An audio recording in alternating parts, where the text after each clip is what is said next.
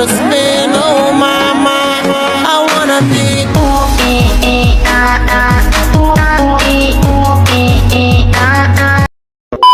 이 기분은 뭐야 어떡해 뭐야 어떡해 아주 nice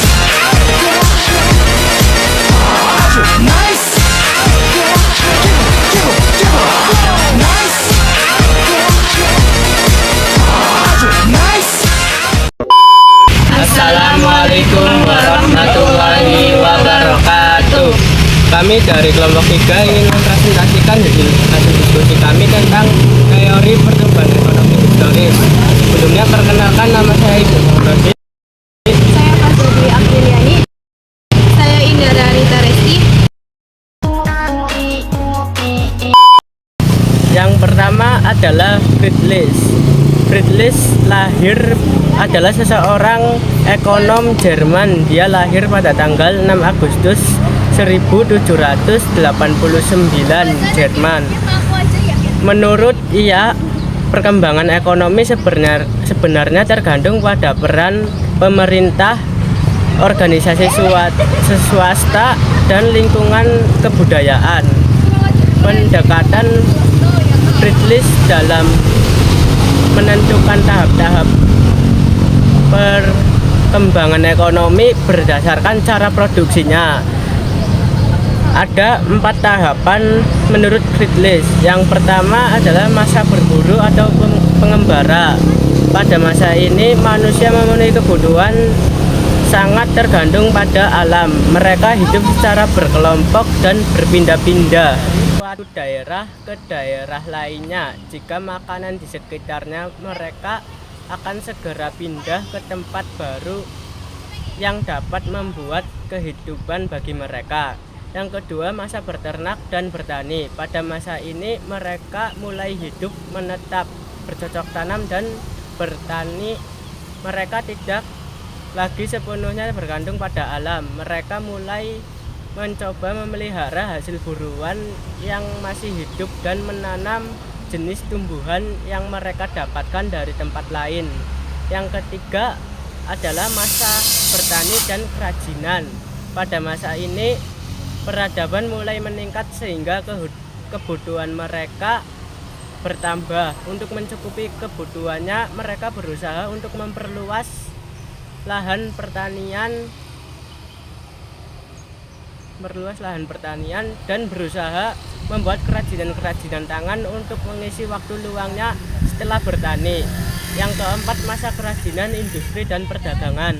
Pada masa ini masyarakat telah memandang kerajinan bukan lagi sebagai sampingan. Lambat laun berubah menjadi sebuah kawasan industri kerajinan dan sudah mulai ditukarkan dengan hasil pertanian di suatu tempat tertentu atau pasar. Pada masa inilah akhirnya timbul perdagangan yang dilakukan oleh para pedagang. Kehidupan masyarakat berkembang dengan adanya pertanian, industri, dan perdagangan. Yang kedua ada Bruno Hildebrand. Bruno Hildebrand lahir pada 6 Maret 1812 sampai 29 Januari 1878. Beliau berasal dari Jerman. Beliau membagi pertumbuhan ekonomi berdasarkan atas alat tukar yang digunakan dalam perekonomian. Yang pertama ada pertukaran in natural atau barter. Pada tahap ini, perekonomian masih bercorak kekeluargaan dan pertukaran masih terbatas dengan lingkup yang terbatas. Manusia akan menukarkan barang yang dimilikinya dengan barang yang dibutuhkannya. Pada tahap ini juga masih belum dikenal sebagai alat tukar. Yang kedua ada pertukaran dengan uang. Pada tahap ini, kegiatan barter sudah tidak efektif lagi. Oleh karena itu, muncul barang yang digunakan dalam pertukaran. Uang digunakan dalam pertukaran dengan uang, manusia akan lebih mudah melakukan pertukaran. Yang ketiga ada pertukaran dengan kredit. Pada tahap ini adalah tahap yang paling maju atau paling modern, karena kegiatan perdagangan menjadi lebih mudah. Kegiatan jual beli tidak hanya dilakukan dengan tunai, tetapi bisa dengan kredit. Kredit mempermudah manusia dalam memiliki suatu barang. Kredit akan mendorong jumlah investasi atau jumlah penjualan. Dan yang keempat ada Werner Sommer. Menurut Gatot Somrat, perkembangan perekonomian dibagi menjadi beberapa hal seperti: 1. Zaman perekonomian tertutup yang dibagi menjadi 2, perekonomian desa serta perekonomian feodal dan tuan tanah. Yang kedua ada zaman kerajinan dan pertukaran. Zaman ini ditandai dengan adanya kerja masing-masing yang pekerjaannya yang bersifat masih kekeluargaan. Yang ketiga ada zaman kapitalis. Zaman kapitalis dibagi menjadi zaman kapitalis purba, zaman kapitalis madya, zaman kapitalis raya, dan zaman kapitalis akhir.